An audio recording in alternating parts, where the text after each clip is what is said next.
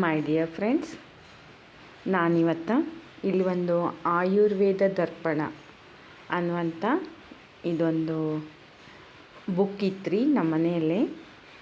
ಈ ಆಯುರ್ವೇದಾಚಾರ್ಯರು ಬರೆದಿರುವಂಥ ಒಂದು ಬ್ಯೂಟಿ ಟಿಪ್ಪನ್ನು, ಬ್ಯೂಟಿಗಾಗಿ ನಮ್ಮ ಚರ್ಮದ ರಕ್ಷಣೆಗಾಗಿ ಯಾವ ಥರ ನಾವು ಒಂದು ಪ್ರಾಡಕ್ಟನ್ನು ಮಾಡ್ಕೋಬೇಕಂಥೇಳಿ ನಾನಿವತ್ತು ನಿಮಗಿಲ್ಲೇ ಹೇಳಾಕತ್ತೇನೆ. ನಾನು ಹೇಳೋದಲ್ಲ, ಇದನ್ನು ನಾನು ಸ್ವಲ್ಪ ದಿವಸ ಫಾಲೋ ಮಾಡಿದ್ದೆ ರೀ. ಅದಕ್ಕೆ ನಾನೀಗ ನಿಮಗೂ ಹೇಳಾಕತ್ತೇನೆ. ಇದು ಒಂದು 55 ವರ್ಷದ ಹಿಂದಿನ ಬುಕ್ ಐತ್ರಿ. ಇದ್ರ ಮೇಲೆ 1972 ಅಂಥೇಳಿ ನಮ್ಮ ಫಾದರ್ ಡೇಟ್ ಹಾಕಿದ್ದಿತ್ತು. ಆ ಪೇಜ್ ಈಗ ಕಿತ್ತು ಹೋಗೈತಿ ನನ್ನ ಕಡೆ. ಇದು ಸ್ವಲ್ಪ ಬುಕ್ ಭಾಳ ಹಳೇದಾಗೈತಿ. ಇದರೊಳಗಿರುವಂಥ ಒಂದು ಟಿಪ್ಪನ್ನು ನಾನು ನಿಮಗೀಗ ಹೇಳ್ಕೊಡ್ತಾ ಇದ್ದೀನಿ, ಶೇರ್ ಮಾಡ್ತಾ ಇದ್ದೀನಿ ನಿಮ್ಮ ಜೊತೆಗೆ.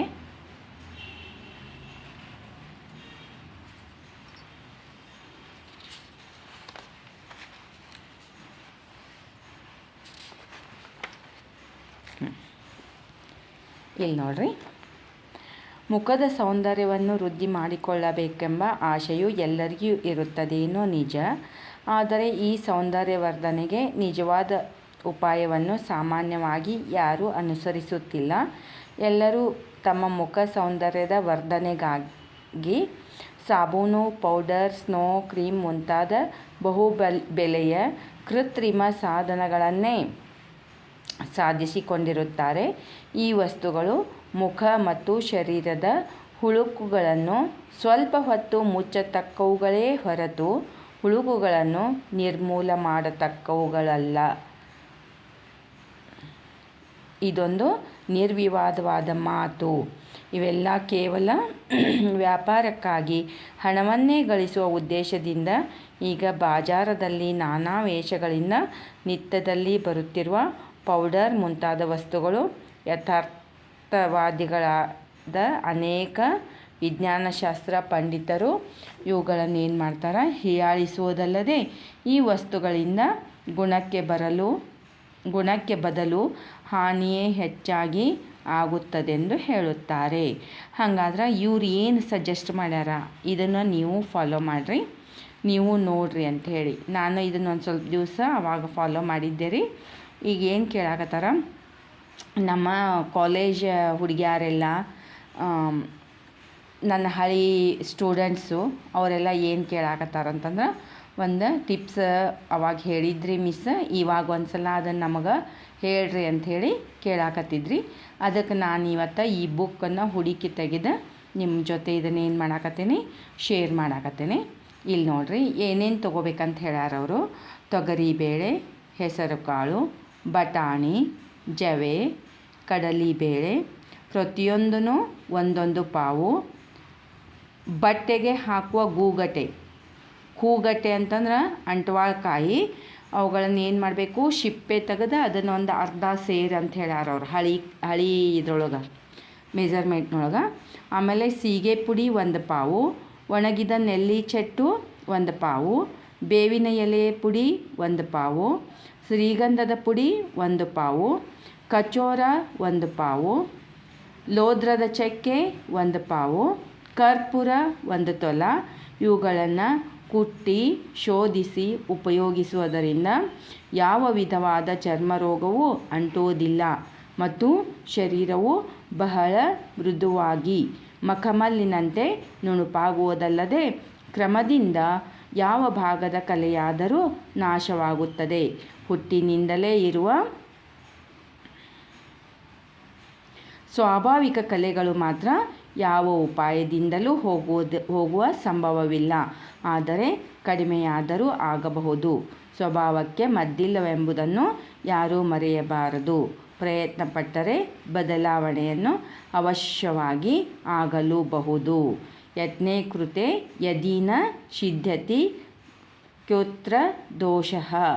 ಪ್ರಯತ್ನ ಮಾಡಿದ ಮೇಲೆ ಫಲವಾಗದಿದ್ದರೂ ಯಾವ ದೋಷವೂ ಇಲ್ಲ, ಆದರೆ ಪ್ರಯತ್ನ ಮಾಡುವುದನ್ನು ಮಾತ್ರ ಬಿಡಬಾರದು ಅಂಥೇಳಿ ಈ ಆಯುರ್ವೇದ ಬುಕ್ದೊಳಗೆ ಹೇಳ್ಯಾರಿ. ಇದನ್ನು ನೀವು ಏನು ಮಾಡಿರಿ, ಒಂದು ಸಲ ಟ್ರೈ ಮಾಡಿರಿ. ಇದಲ್ದ ಮತ್ತೇನು ಮಾಡಿರಿ ಅಂತ ಹೇಳ್ಯಾರ ಇವ್ರು ಅಂತಂದ್ರೆ 2-3 ಟಿಪ್ಸನ್ನು ಹೇಳ್ಯಾರ. ಕೆಂಪು ಬೇಳೆ, ಅಕ್ಕಿ, ಜವೆ, ಬಟಾಣಿ, ಕಡಲೆ ಬೇಳೆ ಇವುಗಳನ್ನು ಸಮವಾಗಿ ತಂದು ಬೀಸಿ ಇಟ್ಟುಕೊಂಡು ಸ್ನಾನ ಮಾಡುವಾಗ ಶರೀರಕ್ಕೆ ತಿಕ್ಕಿ ಸ್ನಾನ ಮಾಡಬೇಕು ಮತ್ತು ಮುಖವನ್ನು ತೊಳೆಯುವ ಸಮಯದಲ್ಲಿ ಸಾಬೂನಿನ ಬದಲಾಗಿ ಸ್ವಲ್ಪ ಹಿಟ್ಟನ್ನು ತೆಗೆದುಕೊಂಡು ಹಚ್ಚಿ ತಿಕ್ಕುವುದರಿಂದ ಚರ್ಮವು ನುಣುಪಾಗುವುದಲ್ಲದೆ ಮುಖದ ಮೇಲಿನ ಕಲೆಗಳು ಹೋಗುತ್ತವೆ. ಮತ್ತು ಇನ್ನೊಂದು ಏನು ನೋಡ್ರಿ, 3rd ಟಿಪ್, ಕೆಂಪು ಬೇಳೆ, ಬಟಾಣಿ, ಜವೆ ಗೋಧಿ, ಕಡಲೆ ಬೇಳೆ ಇವುಗಳಲ್ಲಿ ಚರ್ಮವನ್ನು ನುಣುಪು ಮಾಡತಕ್ಕ ಮತ್ತು ಮೃದು ಮಾಡತಕ್ಕ ಗುಣವು ವಿಶೇಷವಾಗಿರುತ್ತದೆ.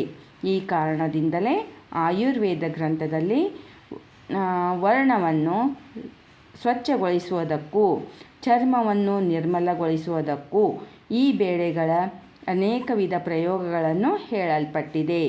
ಅವುಗಳಲ್ಲೆಲ್ಲ ಅನೇಕರಿಂದ ಪರೀಕ್ಷೆ ಮಾಡಲ್ಪಟ್ಟಿರುವ ಪ್ರಯೋಗಗಳನ್ನು ಆರಿಸಿ ಇಲ್ಲಿ ಕೊಟ್ಟಿರುವುದಾಗಿದೆ. ಪಾಠಕರು ಇವುಗಳನ್ನು ತಮಗೆ ಅನುಕೂಲವಾದುದನ್ನು ಆರಿಸಿಕೊಂಡು ಆತುರಪಡದೆ ಕೆಲವು ದಿನಗಳವರೆಗೆ ಅದರಂತೆ ಅನುಸರಿಸುತ್ತಿರಬೇಕು ಅಂಥೇಳಿ ಹೇಳ್ಯಾರಿ. ಇದು ಭಾಳ ಹಳೀದು ನೋಡ್ರಿ, ಆಯುರ್ವೇದ ದರ್ಪಣ ಅಂತೇಳಿ ಇದ್ರ ಹೆಸರೈತಿ. ಇದು ಭಾಳ ಹಳೀದು ಒಂದು ಬುಕ್ ಐತ್ರಿ, ಆಯುರ್ವೇದ ಪುಸ್ತಕ. ಇದನ್ನು ಕೆಲವೊಂದಿಷ್ಟು ಟಿಪ್ಸನ್ನು ನಾನು ಫಾಲೋ ಮಾಡೀನಿ, ನೀವು ಫಾಲೋ ಮಾಡಿರಿ. ಮಾರ್ಕೆಟ್ನಾಗ ಸಿಗುವಂಥವು ಇಂಥವು ಕ್ರೀಮ್ ಹಚ್ಕೊಂಡು ನಿಮ್ಮ ಫೇಸನ್ನು ಹಾಳು ಮಾಡ್ಕೋಬೇಡ್ರಿ. ಎಸ್ಪೆಷಲಿ ಈ ಕಾಲೇಜ್ಗೆ ಹೋಗೋ ಹುಡುಗಿಯರಿಗೆ ಯಾವ ಪ್ರಾಡಕ್ಟ್ ಬಂತು ಅದನ್ನು ತರೋದು, ಹಚ್ಕೊಳ್ಳೋದು, ಇಂಥವೆಲ್ಲ ರೂಢಿ ಮಾಡ್ಕೊಂಡು ಬಿಟ್ಟಿರ್ತಾರೆ ರೀ ಅವರು. ಅದಕ್ಕೆ ಏನು ಮಾಡಿರಿ, ನೀವು ಇವುಗಳನ್ನು ಏನು ಮಾಡಿರಿ, ಒಂದು ಸ್ವಲ್ಪ ದಿವಸ ಬಿಟ್ಟು ಬಿಡ್ದೇನೆ ಏನು ಮಾಡಿರಿ, ಹಚ್ಕೊಂಡು ನಿಮ್ಮ ಫೇಸ್ ಹೆಂಗೆ ಆಕೈತಿ ಅಂತಂದ್ರೆ ಒಂದು ಗೌರವರ್ಣ, ಒಂದು ಹಾಲಿನ ಬಣ್ಣ ಬರ್ತೈತಿ. ನಾನು ಇದನ್ನು ಯೂಸ್ ಮಾಡಿ ನೋಡೀನಿ, ಬಟ್ ಈಗ ಮಾಡಿಲ್ಲ, ಭಾಳ ದಿವಸದಿಂದ ನಾನು ಮಾಡಿದ್ದೆ ರೀ. ಅದಕ್ಕೆ ನೀವು ಕೇಳಿಂದ ಈ ಬುಕ್ಕನ್ನು ಮತ್ತು ನೆನಪಾಯಿತು, ಈಗ ತೆಗೆದು ನಿಮ್ಗೆ ಈಗ ಇದನ್ನು ಶೇರ್ ಮಾಡಾಕತ್ತೀನಿ. ಮತ್ತು ಏನಾದರೂ ಇಂಥ ಒಳ್ಳೊಳ್ಳೆ ಟಿಪ್ಸ್ ಇತ್ತಂತಂದ್ರೆ ಆಯುರ್ವೇದ ಟಿಪ್ಸ್ ಯಾವುದೂ ಪ್ರೂಫ್ ಇಲ್ಲ, ಯಾವುದೂ ಏನೂ ಹೇಳಂಗಿಲ್ಲ ರೀ. ಇಲ್ಲೊಂದು ಪ್ರೂಫ್ ಐತಿ, ಇದನ್ನು ನಿಮಗೂ ತೋರಿಸಿ ನಾನು ಇದನ್ನು ವಿಡಿಯೋ ಮಾಡಾಕತ್ತೀನಿ. ನೀವು ಇದನ್ನು ಏನು ಮಾಡಿರಿ, ಯೂಸ್ ಮಾಡ್ಕೊಳ್ರಿ. ಯೂಸ್ ಮಾಡ್ಕೊಂಡು ಏನು ಮಾಡಿರಿ, ನಿಮ್ಮ ಫೇಸನ್ನು ಗ್ಲೋ ಮಾಡ್ಕೊಳ್ರಿ. ಆಯುರ್ವೇದದೊಳಗೆ ಇದರೊಳಗಿಂದ ಗ್ಲೋ ಆಗಿಲ್ಲ ಅಂತಂದರೂ ಏನು ಹೇಳ್ಯಾರವರು, ಕೆಟ್ಟದ್ದಂತೂ ಆಗಂಗಿಲ್ಲ, ಹಾನಿ ಅಂತೂ ಆಗಂಗಿಲ್ಲ ಅಂಥೇಳಿ ಹೇಳ್ಯಾರ.